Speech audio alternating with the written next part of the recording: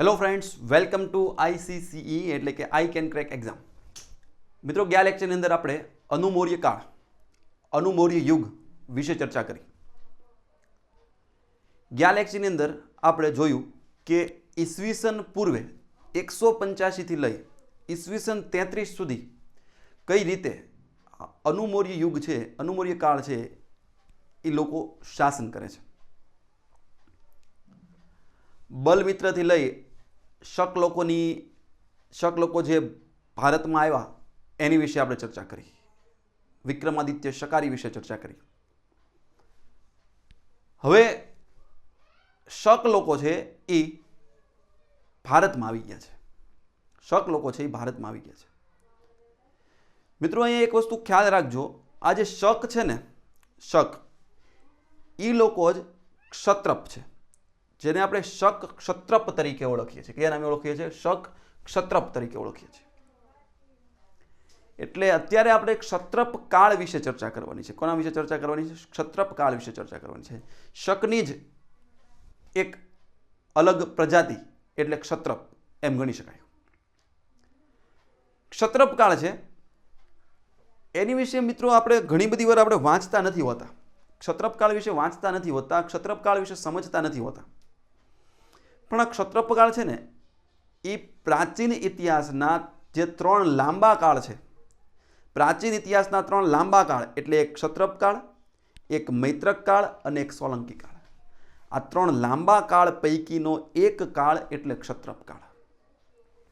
જેટલો મૈત્રક કાળ અગત્યનો છે, જેટલો સોલંકી કાળ અગત્યનો છે, એટલો જ ક્ષત્રપ કાળ અગત્યનો છે. હા, મૈત્રક કાળ અને સોલંકી કાળ જેટલી માહિતી ક્ષત્રપ કાળની મળતી નથી, એટલે આપણે વાંચતા નથી, અથવા તો વાંચવામાં લિંક નથી બેઠતી, એટલે આપણે સમજતા નથી. અને એટલે જ આ ક્ષત્રપ કાળ છે એમાંથી લિમિટેડ પ્રશ્નો છે એ પૂછાય છે.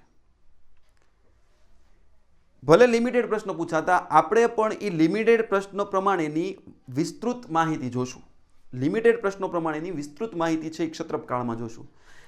ક્ષત્રપ કાળ આજે તમે ભણી લેશો એટલે તમારો જે કંઈ પણ અડધી લિંકવાળા ડાઉટ હશે ને, કે જે નહીં જોઈન થતી હોય ને લિંક, કે ભાઈ અનુમૌર્ય યુગ પછી વચ્ચે ક્ષત્રપ કાળમાં કયા કયા રાજા શું શું થાય છે એ ખબર નથી પડતી સાહેબ, આડું ઘણું બધું આપેલું છે, તો એ બધું સોલ્વ થઈ જશે. મસ્ત મજાનો ક્ષત્રપ કાળ થઈ જશે. જેવો તમને ગુપ્ત, મૈત્રક, ચાવડા, સોલંકી આવડતો છે, એવો જ તમને ક્ષત્રપ કાળ આવડવા મળશે. ક્લિયર? તો શરૂ કરીએ ક્ષત્રપ કાળ વિશે. ક્ષત્રપ, પહેલા ક્ષત્રપ, આ ક્ષત્રપ શબ્દ મૂળ ઈરાની શબ્દ છે. આપણે જોયું હતું ને કે શક લોકો છે એ ક્યાંથી આવ્યા હતા? તો કે ઈરાનના દરિયા કિનારેથી આવ્યા હતા, જેને પારસ કુલ તરીકે ઓળખાતું. બસ એ જ શક લોકો છે આગળ જઈને ક્ષત્રપ થાય છે. આ ક્ષત્રપ લોકો, ક્ષત્રપ લોકો એટલે ક્ષત્રપ નામ છે, મૂળ ઈરાની નામ છે. અને ક્ષત્રપ શબ્દ છે, ક્ષત્રપ નામ છે ઈ, ક્ષત્રપ નામ છે ઈ ઉતરી આવ્યું છે પાછું સંસ્કૃત પરથી. અને સંસ્કૃત શબ્દ છે એનું નામ છે સથ્રપાયન. કયો શબ્દ છે? સથ્રપાયન. સથ્રપાયન નામના સંસ્કૃત શબ્દ પરથી એક શબ્દ લેવામાં આવ્યો છે. એ શબ્દનું નામ છે ક્ષત્રપ. અને ક્ષત્રપનો અર્થ શું થાય? તો મિત્રો, ક્ષત્રપના 2 અર્થ થાય છે. ક્ષત્રપના ત્યાંના લોકો, જે તે લોકો છે એ ક્ષત્રપના 2 અર્થ કરે છે. ક્ષત્રપના 2 અર્થ એટલે કયા કયા? તો કે એક અર્થ કરે છે પૃથ્વીપાલ, એક અર્થ કરે છે પૃથ્વીપાલ, અને બીજો ક્ષત્રપ એટલે કરે છે પ્રાંત સુબો.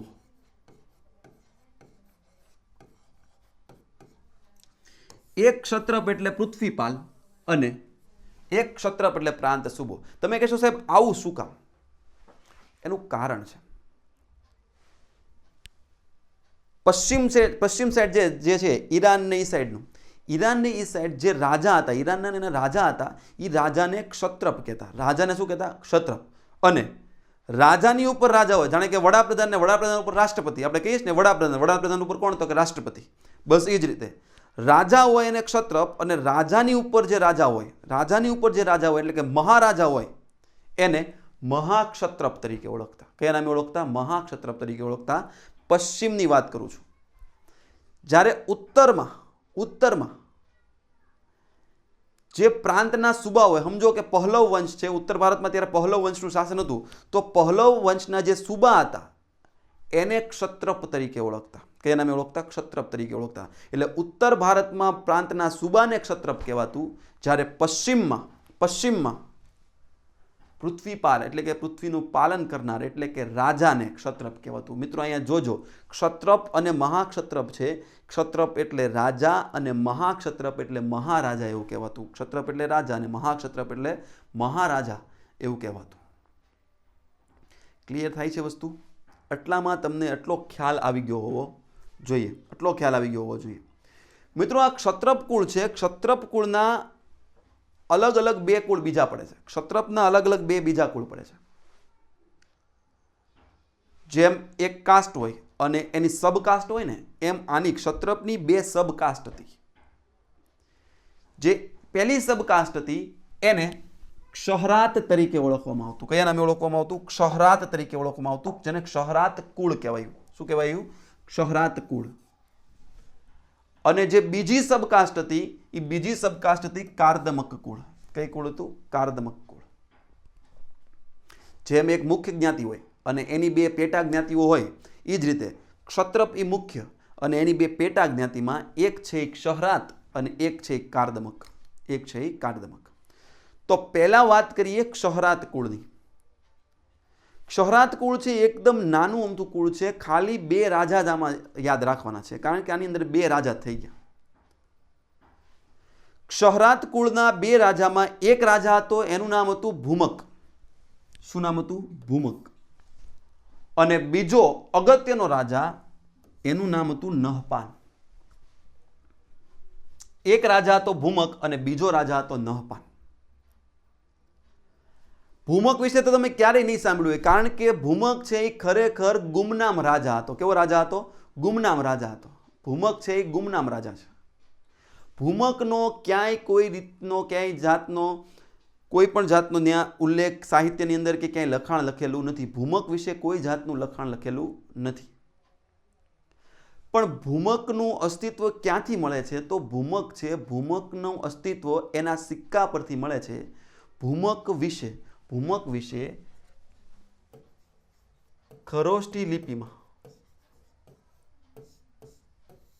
ખરોષ્ટીમાં એના સિક્કા પર ભૂમક વિશે ક્ષહરાત ક્ષત્રપ એવું લખેલું છે. ખરોષ્ઠીમાં ક્ષહરાત થાય, જ્યારે આપણે આપણી ભાષામાં કરીએ તો એનું અર્થ થાય ક્ષહરાત, અને એની ઉપરથી જ આ ક્ષહરાત અને આ ક્ષત્રપ કીધું હતું ને કે ક્ષત્રપની જ પેટા જ્ઞાતિ છે ક્ષહરાત. બરાબર? એટલે ક્ષહરાત ક્ષત્રપ તરીકે ભૂમકનો ઉલ્લેખ એના સિક્કાની અંદર થયેલો છે. બસ આની સિવાય ક્યાંય ભૂમકનો કોઈ ઉલ્લેખ છે નહીં. ક્યાંય ભૂમકનો કોઈ ઉલ્લેખ નથી. ભૂમકના પિતા કોણ હતા એવો પણ ક્યાંય ઉલ્લેખ છે નહીં. પણ ભૂમક પછી જેનો બીજો એનો પુત્ર જે આવે છે, બીજો રાજા આવે છે, એ રાજાનું નામ છે નહપાન. રાજાનું નામ શું છે? નહપાન છે. મિત્રો આ થોડુંક કોમ્પ્લિકેટેડ છે, એટલે હું ધીમે ધીમે બોલીને તમને સમજાવવાનો પ્રયાસ કરું છું. રાજા છે નહપાન. હવે નહપાન છે, નહપાનનો ઉલ્લેખ બધી જગ્યાએ જોવા મળે છે. નહપાનનો, ક્ષહરાત કુળના રાજા નહપાનનો ઉલ્લેખ બધી જગ્યાએ જોવા મળે છે. હવે જોજો, આ નહપાન છે, નહપાનને ને ગુજરાતને સંબંધ છે. નહપાનની રાજધાની છે એ ગુજરાતનું ભરૂચ હતું. નહપાનની રાજધાની કઈ હતી? ગુજરાતનું ભરૂચ. ભુરુકચ્છ અથવા તો પછી એનું ભૃગુકચ્છ થયું. ભુરુકચ્છનું પછી ભૃગુકચ્છ થયું અને પછી ભરૂચ થયું. બસ એ જ ભરૂચ, ભુરુકચ્છ, ભૃગુકચ્છ છે એ નહપાનની રાજધાની હતી. આ નહપાનનો ઉલ્લેખ કઈ કઈ જગ્યાએ જોવા મળે છે? તો કે નહપાનનો ઉલ્લેખ છે સિક્કાની અંદર જોવા મળે, નહપાનના સિક્કાની અંદર, ગુફાલેખોની અંદર જોવા મળે છે, અને અનુકાલીન સાહિત્યમાં એના જે સાહિત્યો છે એ સાહિત્યોની અંદર પણ નહપાનનો ઉલ્લેખ છે એ જોવા મળે છે.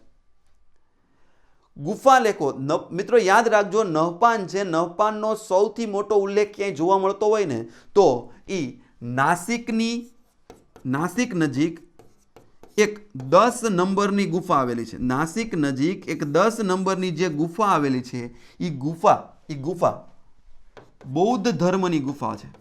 કયા ધર્મની ગુફા છે? બૌદ્ધ ધર્મની ગુફા છે. અને આ બૌદ્ધ ધર્મની ગુફાની અંદર નહપાનનો ઉલ્લેખ જોવા મળે છે. આ ગુફાને હાલ સ્થાનિક લોકો છે, આ ગુફાને હાલ સ્થાનિક લોકો છે એ પાંડવની ગુફા તરીકે ઓળખે છે. કયા નામે ઓળખે છે? હાલ પાંડવની ગુફા તરીકે ઓળખે છે. એ પાંડવની ગુફાની અંદર કોનો ઉલ્લેખ થયેલો છે? તો નહપાનનો ઉલ્લેખ થયેલો છે.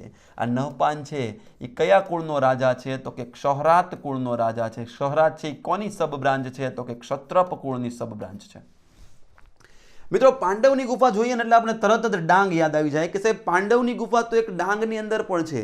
એ પાંડવની ગુફાને આ પાંડવની ગુફાને કંઈ લાગે વળગે છે ખરા? ના, કાંઈ લાગતું વળગતું નથી. ડાંગમાં પણ પાંડવની ગુફા આવેલી છે, નાસિકની અંદર પણ પાંડવની ગુફા આવેલી છે. પણ અત્યારે આપણે ક્ષહરાતની વાત કરીએ છીએ, નહપાનની વાત કરીએ છીએ. નહપાનનો ઉલ્લેખ છે એ નાસિકમાં આવેલી પાંડવની ગુફાની અંદર થયેલો છે. ક્ષહરાતનો ઉલ્લેખ નાસિકની અંદર આવેલી પાંડવની ગુફાની અંદર થયેલો છે. ક્લિયર થાય છે? આ નહપાન છે, નહપાન ઉપર મહારાષ્ટ્રથી જ મહારાષ્ટ્રના સાતવાહન વંશનો એક રાજા હોય છે. એ રાજા છે ગૌતમીપુત્ર. શું નામ છે એનું? ગૌતમીપુત્ર. આ ગૌતમીપુત્ર નામનો રાજા છે એ સાતવાહન વંશનો રાજા છે. મહારાષ્ટ્રના સાતવાહન વંશનો રાજા છે. અને મહારાષ્ટ્રના સાતવાહન વંશનો રાજા નહપાન ઉપર આક્રમણ કરી દે છે. અને નહપાન ઉપર આક્રમણ કરી નહપાનને મારી નાખે છે. અને નહપાનની સાથે સાથે જ આ ક્ષહરાત કુળ છે એનો પણ નાશ કરે છે. ક્ષહરાત કુળનો પણ નાશ કરે છે. આ નહપાન છે એ જ્યાં સુધી જીવો ત્યાં સુધીમાં એણે મહારાષ્ટ્ર, સૌરાષ્ટ્ર, દક્ષિણ ગુજરાત, અજમેર, મહારાષ્ટ્ર, સૌરાષ્ટ્ર, દક્ષિણ ગુજરાત અને અજમેર આ એટલામાં નહપાને એનું શાસન છે એ સ્થાપી દીધું હતું. હવે આખું શાસન છે કોના હસ્તક આવી ગયું? તો આખું શાસન છે એ સાતવાહન વંશના રાજા ગૌતમીપુત્ર હસ્તક આવી ગયું. ગૌતમીપુત્ર હસ્તક આવી ગયું. અને મેં તમને કીધું એ પ્રમાણે કે નહપાનની રાજધાની કઈ હતી? તો કે ભરૂચ અથવા તો ભુરુકચ્છ છે અથવા તો ભૃગુકચ્છ, તમે જે કહો એ નહપાનની રાજધાની હતી. આ એક સિમ્પલ માહિતી મેળવી ક્ષહરાત કુળની. હવે અગત્યની વસ્તુ આવે છે, એ બીજું કુળ છે અને બીજા કુળનું નામ છે કાર્દમક કુળ. કયું કુળ છે? કાર્દમક કુળ. કાર્દમક કુળ છે એ સૌથી અગત્યનું, મોસ્ટ ઇમ્પોર્ટન્ટ, જેમાંથી પ્રશ્નો પૂછાય. ક્ષહરાત કુળ એ આગળ આવી ગયું. એની બીજી બ્રાન્ચ હતી, ક્ષત્રપની બીજી બ્રાન્ચ હતી, એ છે કાર્દમક. કાર્દમક નામ કઈ રીતે પડ્યું? તો કે કાર્દમક નામ છે ઈરાનની એક નદી છે, એનું નામ છે કર્દમા. ઈરાનની એક નદી છે, એનું નામ છે કર્દમા નદી. આ કર્દમા નદી ઉપરથી કુળનું નામ પડ્યું છે કાર્દમક કુળ.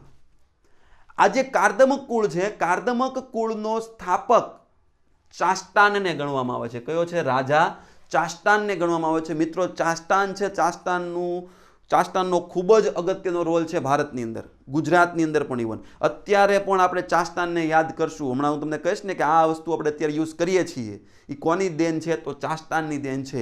જોજો, સમજજો, સાંભળજો. આ ચાસ્તાન હતો કોણ? તો આપણે કદાચ ચાસ્તાનનું નામ તો ન સાંભળ્યું હોય, પણ રુદ્રદામાનું નામ અવશ્ય સાંભળ્યું હોય કે હા સાહેબ રુદ્રદામાનું નામ સાંભળ્યું છે. બહુ બધી વાર પ્રશ્ન પૂછાઈ ગયા છે રુદ્રદામાના. બસ એ જે રુદ્રદામા છે એ રુદ્રદામાના દાદા એટલે ચાસ્તાન. આપણે કહીએ છીએ ને કે રુદ્રદામા છે ક્ષત્રપ વંશનો રાજા હતો. એ ક્ષત્રપના કાર્દમક કુળનો રાજા હતો. રુદ્રદામાથી કોનો રાજા હતો? ક્ષત્રપના કાર્દમક કુળનો રાજા હતો. ખરેખર છે એ શું? ક્ષત્રપ જ છે. પણ ક્ષત્રપની જે બે પેટા બ્રાન્ચ છે, ક્ષહરાત અને કાર્દમક, એ કાર્દમક કુળનો રાજા છે એ હતો રુદ્રદામા. ખેર, એ તો આપણે પછી જોઈએ, પણ અત્યારે જોઈએ કે કાર્દમક કુળનો સ્થાપક કોણ? તો કે ચાસ્તાન છે એ કાર્દમક કુળનો સ્થાપક. ચાસ્તાન, એનો પુત્ર જયદામા અને જયદામાનો પુત્ર રુદ્રદામા. જયદામા તો એટલો બધો ચતુર નહોતો, બહાદુર નહોતો, પણ ચાસ્તાન અને રુદ્રદામા છે એ બહુ બહાદુર હતા. ચાસ્તાન અને રુદ્રદામા છે એ બહુ બહાદુર હતા. એટલે જયદામા છે, જયદામાને લાંબો સમય રાજા ન બનાવ્યો, પણ તરત ને તરત રુદ્રદામાને રાજા બનાવી દીધો. એટલે જ્યારે કોઈ રાજા કોઈ બીજાને રાજા બનાવશે ત્યારે એ પોતે જે બનાવ્યો છે એ રાજા મહાક્ષત્રપ થઈ જશે, એટલે કે મહારાજા થઈ જશે. એટલે કે ચાસ્તાન છે એ મહાક્ષત્રપ બની જશે. ચાસ્તાન છે એ મહાક્ષત્રપ બની જશે અને રુદ્રદામા છે એ ક્ષત્રપ બની જશે. ક્ષત્રપ એટલે રાજા અને મહાક્ષત્રપ એટલે મહારાજા. ક્ષત્રપ એટલે રાજા અને મહાક્ષત્રપ એટલે મહારાજા. આવું કંઈક થઈ જાય છે, આવું બની જાય છે. એટલે પોઝિશન શું આવી ગઈ છે? ચાષ્ટાન છે એ મહારાજા અને રુદ્રદામા છે એ રાજા. આવી પોઝિશન આવી ગઈ છે.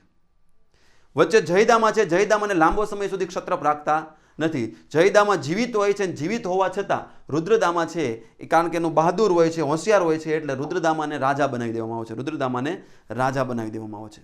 હવે રુદ્રદામાને રાજા બનાવી દેવામાં આવે છે અને રુદ્રદામા વિશે જાણકારી મેળવે ને એની પહેલા ચાષ્ટાનની અમુક વસ્તુ છે એ જાણકારી મેળવી. ચાષ્ટાનની અને ચાષ્ટાનની જે અમુક જે વાત છે એમાં એક સંવંત જોવાનું છે, શક સંવંત.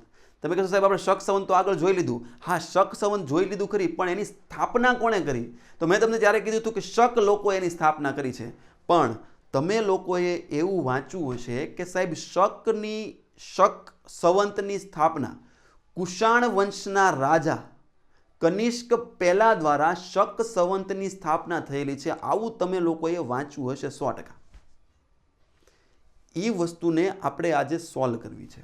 ખરેખર કુષાણ રાજા છે કનિષ્ક, એણે જ આની સ્થાપના કરી છે શક સંવંતની. તો એક્ઝામિનરથી લઈ કેબીસી સુધી દરેક લોકોએ કનિષ્ક પહેલાને સાચો રાખેલો છે.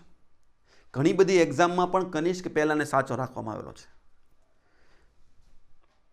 પણ એમાં થોડું ઘણું કન્ફ્યુઝન છે અને એ કન્ફ્યુઝનને દૂર કરવા માટે જ મેં બાજુમાં એક મોટો ફોટો મૂક્યો છે. આ ફોટો છે એ યુનિવર્સિટી ગ્રંથ નિર્માણ બોર્ડનું પુસ્તક છે એની અંદરનો છે. યુનિવર્સિટી ગ્રંથ નિર્માણ બોર્ડનું પુસ્તક છે એનો ફોટો છે. એટલે આપણને પ્રૂફ રહે કે ભાઈ આ કોણે સ્થાપના કરી છે. ભવિષ્યમાં પ્રશ્ન પૂછાય અને આપણે મેં તમને કીધું ટીક કરો તો આપણે આ પ્રૂફ છે આપી શકીએ. ઓકે, સમજીએ. અત્યાર સુધી શું હતું કે કનિષ્ક દ્વારા આ શક સંવંતની સ્થાપના કરી છે. પણ ગ્રંથ નિર્માણ બોર્ડવાળા શું કહે છે, હું તમને એક એક શબ્દ વાંચીને સંભળાવું છું, પછી તમારે નિર્ણય કરવાનો છે. પછી આપણે જાતે નિર્ણય કરીએ, આપણે બંને ભેગા મળીને નિર્ણય કરીએ કે કોણે આની શક સંવંતની સ્થાપના કરી છે. જુઓ, સમજો. અગાઉ એવું ધારવામાં આવેલું, આમાં લખ્યું છે કે અગાઉ એવું ધારવામાં આવેલું કે ચાષ્ટાન કુષાણ રાજાઓનો ઉપરાજા હતો. પહેલા એવું ધારવામાં આવ્યું હતું, કાર્દમકનો નહીં, ક્ષત્રપનો નહીં, પણ કુષાણનો ઉપરાજા ચાષ્ટાન હતો એવું ધારવામાં આવ્યું હતું. અને શક સંવંત કુષાણ સમ્રાટ કનિષ્ક પહેલાએ શરૂ કરેલો અને પશ્ચિમી ક્ષત્રપોએ સંવંતને અપનાવેલો. આવું કંઈક ધારવામાં આવ્યું હતું. બે વસ્તુની ધારણા હતી. બે ધારણા શું હતી કે ચાષ્ટાન છે એ કુષાણ રાજાઓનો ઉપરાજા હતો.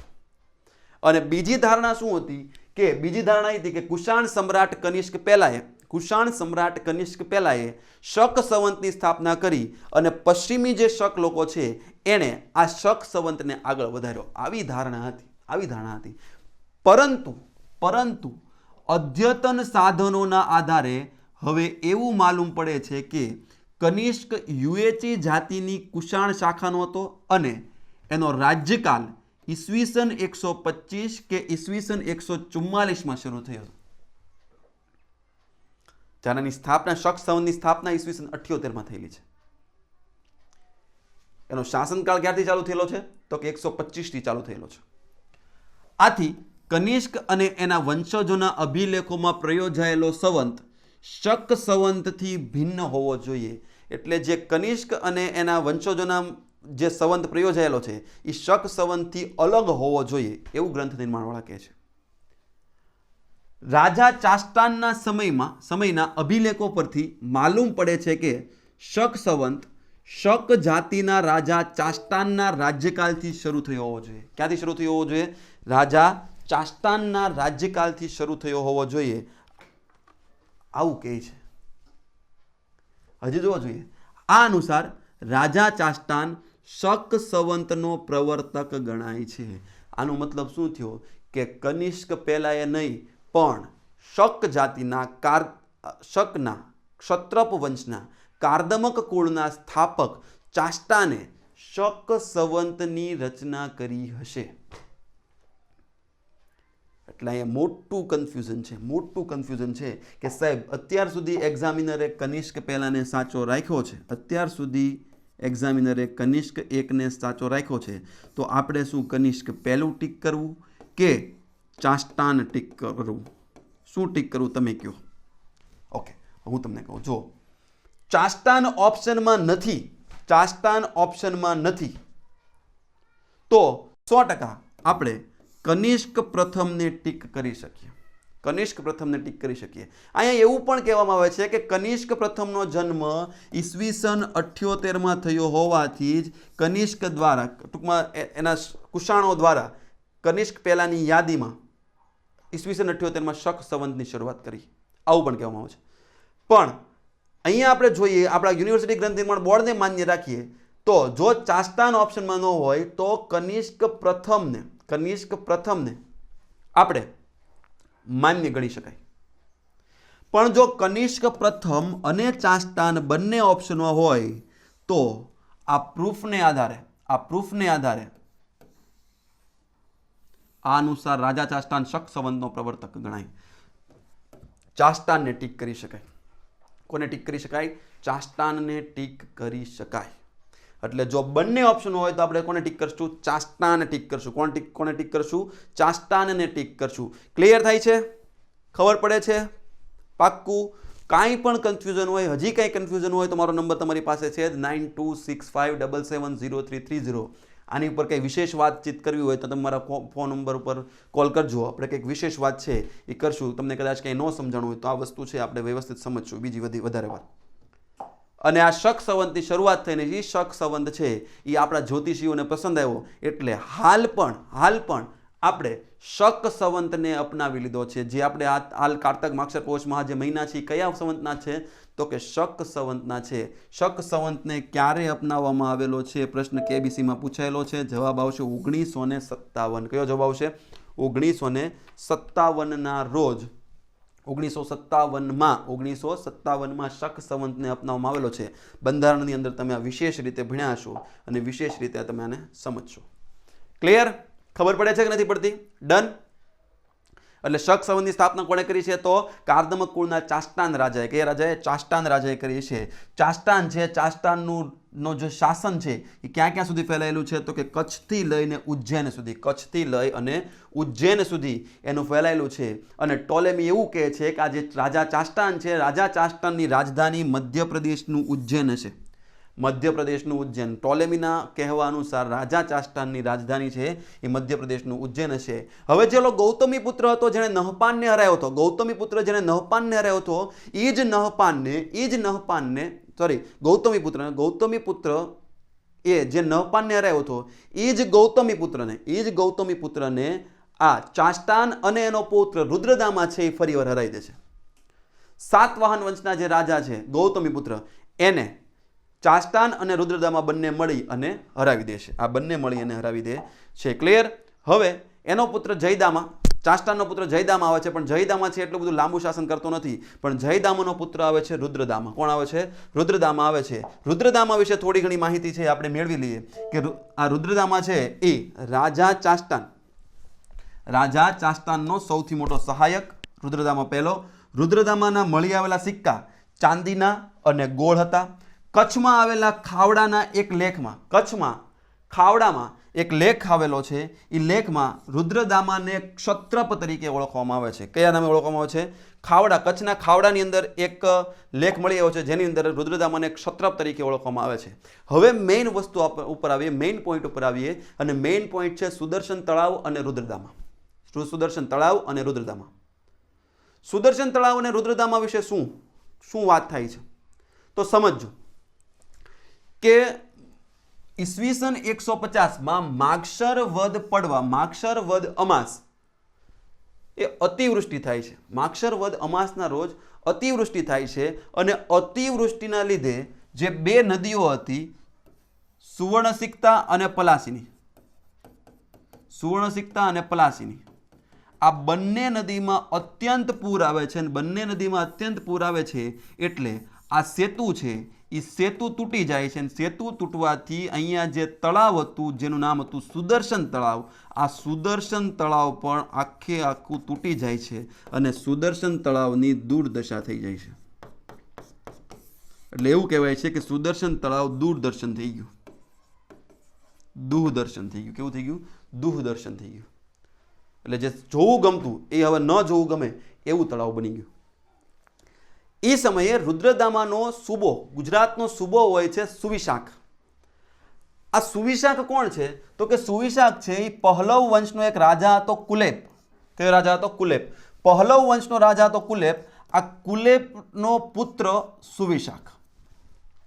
પહલવ વંશનો રાજા હતો કુલેપ અને કુલેપ રાજાનો પુત્ર હતો સુવિશાખ. આ સુવિશાખ છે ત્યારે રુદ્રદામાનો સૂબો હતો. સુવિશાખ છે ત્યારે શું હતું? રુદ્રદામાનો સૂબો હતો. અને સુવિશાખે રુદ્રદામાને આ તળાવ છે એનું ફરી નિર્માણ કરવા આજીજી કરી કે મહારાજ આ તળાવ છે એ ઘણા બધા લોકોની આજીવિકા છે, ઘણા લોકો સુધી પાણી પહોંચે છે. આ લોકોને સુદર્શન તળાવ અને નહેરો દ્વારા ખૂબ જ સારી એવી સગવડ મળે છે. તો પ્રજાના કલ્યાણ માટે આપણે આ કાર્ય છે એ કરવું જોઈએ. આવો એને પ્રસ્તાવ મોકલ્યો. પ્રસ્તાવ મોકલે છે પણ રુદ્રદામાનું જે મંત્રીમંડળ છે એ રુદ્રદામાના મંત્રીમંડળ દ્વારા આ સેતુ અને તળાવ બનાવવાનો જે પ્રસ્તાવ છે એનો અસ્વીકાર કરવામાં આવે છે કે આ તળાવમાં બહુ બધો ખર્ચો થાય છે અને એની સામે આપણને કોઈ ફાયદો મળવાનો નથી. પ્રજા કલ્યાણ માટે એટલો બધો ખર્ચ કરવો યોગ્ય નથી. પ્રસ્તાવને ઠુકરાવી દે છે અને રાજા સુધી એ માહિતી છે એ પહોંચવા દેતા નથી. સમય જાય છે, થોડોક સમય જાય છે અને સમય જતાં સુવિશાખ પોતે રુદ્રદામાને મળવા જાય છે આ સુદર્શન તળાવ માટે. અને રુદ્રદામાને પર્સનલી જઈને બધી વાતચીત કરે છે અને વાતચીત કરવાથી રુદ્રદામાનું હૃદય પીગળે છે અને રુદ્રદામાનું હૃદય પીગળી રુદ્રદામા આ જે સુદર્શન તળાવ છે એને એકદમ વિશાળ, એકદમ મોટું તળાવ બનાવવાનું કહે છે અને આના માટે પ્રજા પાસેથી કોઈ કર ઉઘરાવવાનું થતું નથી એવું પણ કહે છે. એટલે સુવિશાખ છે, સુવિશાખની મહેનતથી રાજભંડોળના ખર્ચે જે સુદર્શન તળાવ અસ્તિત્વ ધરાવતું હતું એ સુદર્શન તળાવ કરતા 7 ગણું મોટું. કેટલા ગણું મોટું? 7 ગણું મોટું અને સરસ મજાનું બહુ સારું એવું બાંધકામ કરી 7 ગણું મોટું સુદર્શન તળાવ બનાવવામાં આવ્યું. અને એટલે જ રુદ્રદામાનો જે અભિલેખ છે, જે આપણા જૂનાગઢમાં અશોકના શિલાલેખની બાજુમાં આવેલો છે, એ અભિલેખ ઉપર એવું જ લખેલું છે કે દુહ દર્શન થઈ ગયેલું સુદર્શન તળાવ વધુ સુદર્શન બન્યું. દુહ દર્શન થઈ ગયેલું સુદર્શન તળાવ વધુ સુદર્શન બન્યું. આવું કોના રાજ્યમાં લખાયેલું છે? તો કોના રાજ્યમાં આવશે?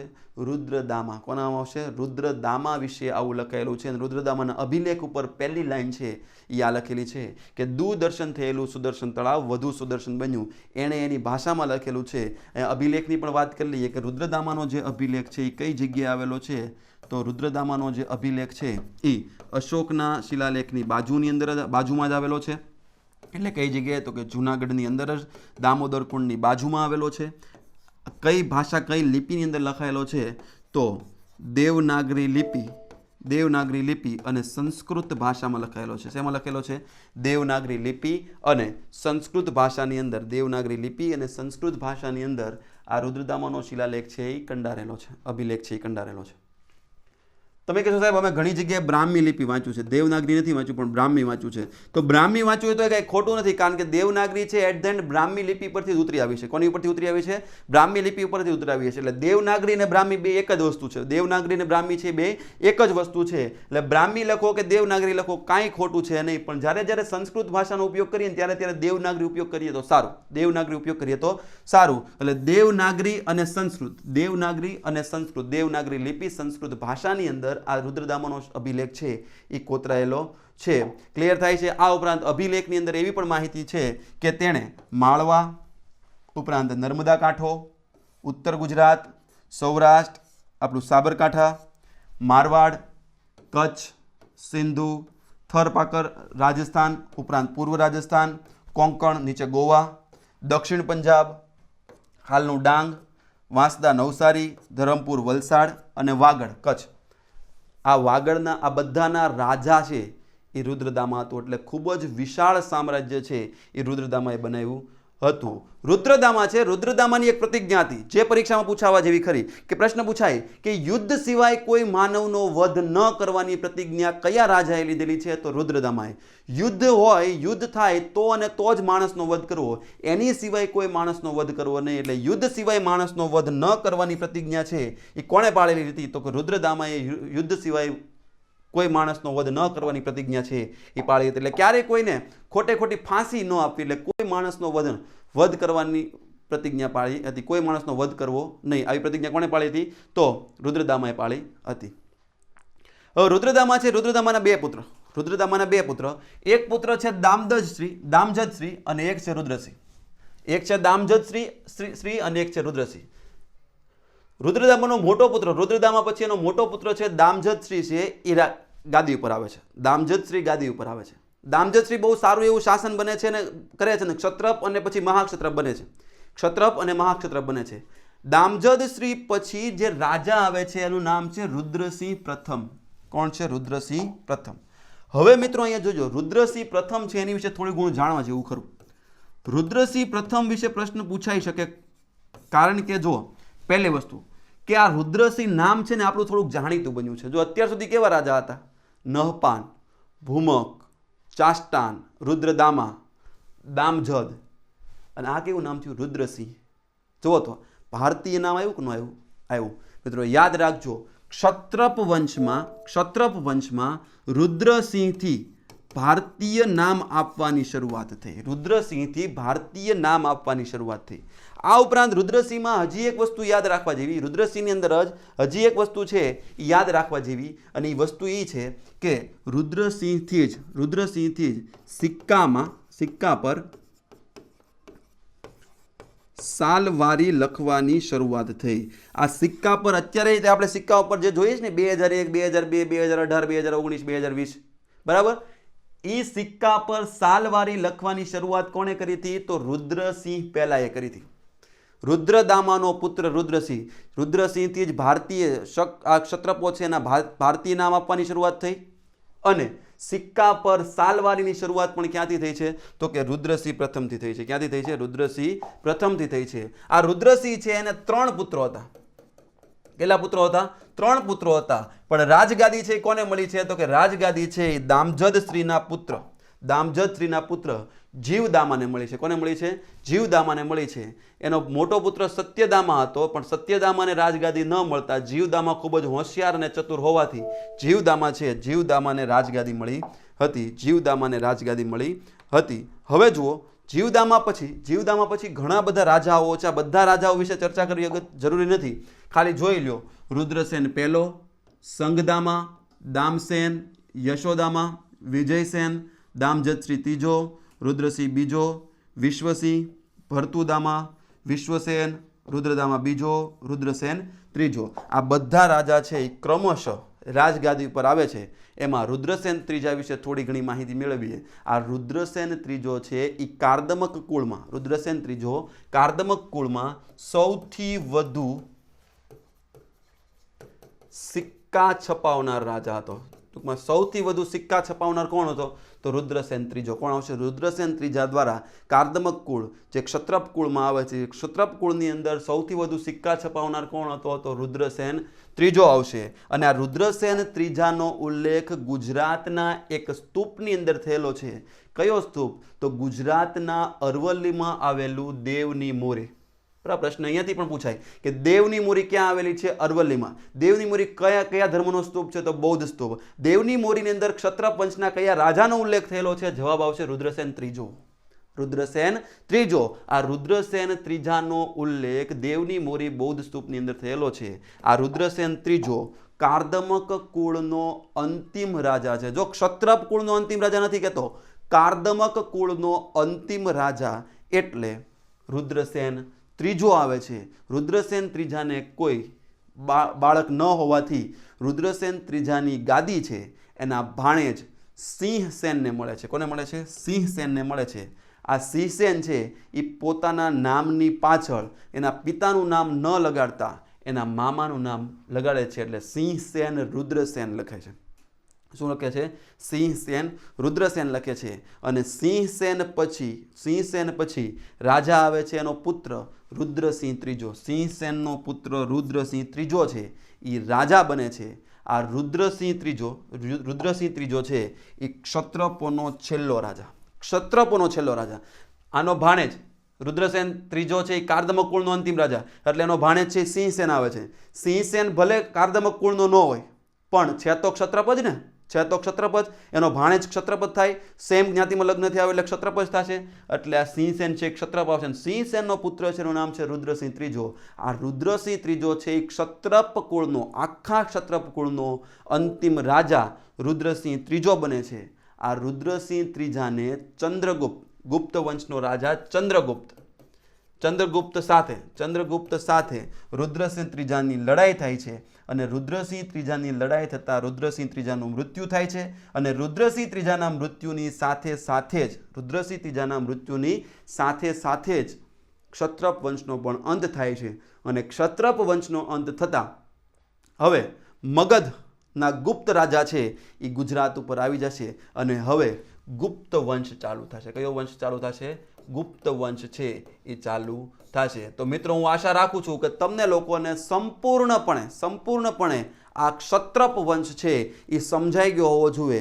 આનીથી વિશેષ ક્ષત્રપ વંશમાં કોઈ જ પ્રશ્ન નહીં પૂછાય. ગમે એવી પરીક્ષા છે ક્ષત્રપમાં આમાંથી જ પ્રશ્ન પૂછાશે. જો કદાચ ન સમજાણું હોય તો 1 વાર 2 વાર 3 વાર વિડીયો જોજો, મટીરિયલ વાંચજો, પ્રોપર રીડિંગ કરજો, વાંધો નહીં આવે. મિત્રો, આજના દિવસ પૂરતું આટલું રાખશું. જય હિન્દ, જય ભારત.